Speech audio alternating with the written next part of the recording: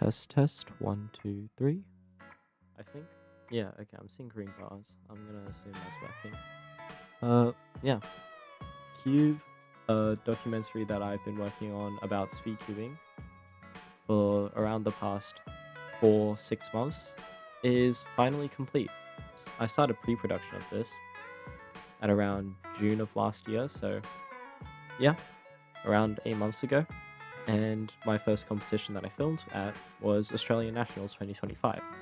Hence why I decided to make the videos and came out with AusNats 25, which is probably the best video that I've ever uploaded to YouTube on any of my projects before this. The AusNats video was meant to be sort of a test run of what I can do with the footage and see if I'm even capable of editing a project like Cube, and if it will be a product that I'm proud of.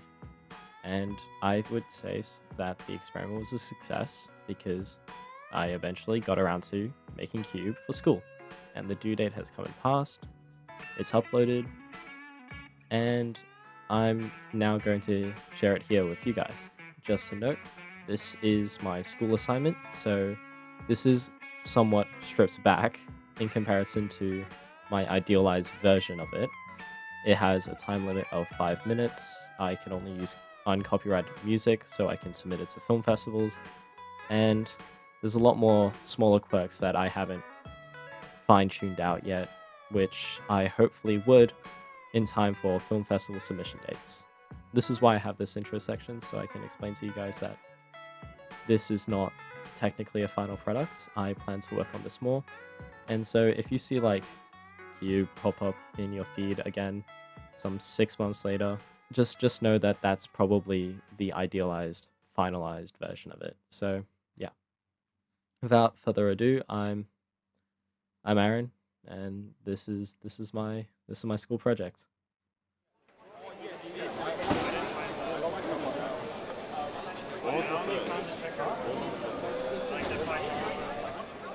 Inspection begins in 3, 2, 1. It's really addicting, and working to not only improve against yourself, but improving against a global scale or a national scale or whatever you want to set your sight to. If I didn't continue to do this, I wouldn't have some of the people I'd call my best friends.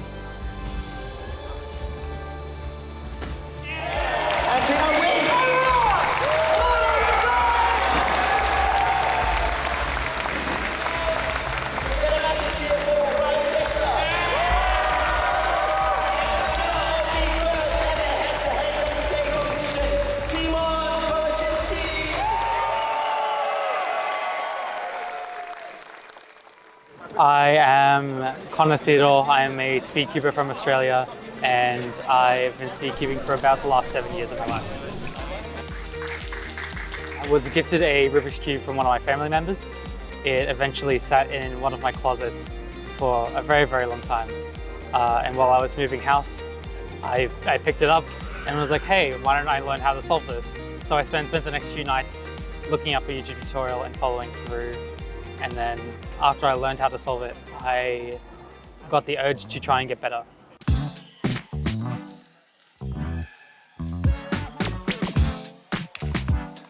Speedcubing competitions typically around 1 to 2 day events. So at the competition, you get called up by your group for competing in your round. 3 by 3, please bring your puzzles up. We'll go take a seat at our assigned station, then proceed to wait until the cube is scrambled. And they will be scrambled following a specific set of moves. And then they put the scrambled cube into the cube cover for the runners to take back. And then wait for you to say ready, and then there's a timer for 15 seconds. And you got to start the timer before then. When we are ready, we put our hands on a timer and we start the timer, and then we start solving. In terms of in competition, I definitely do feel a lot of stress. It is mental in multiple ways.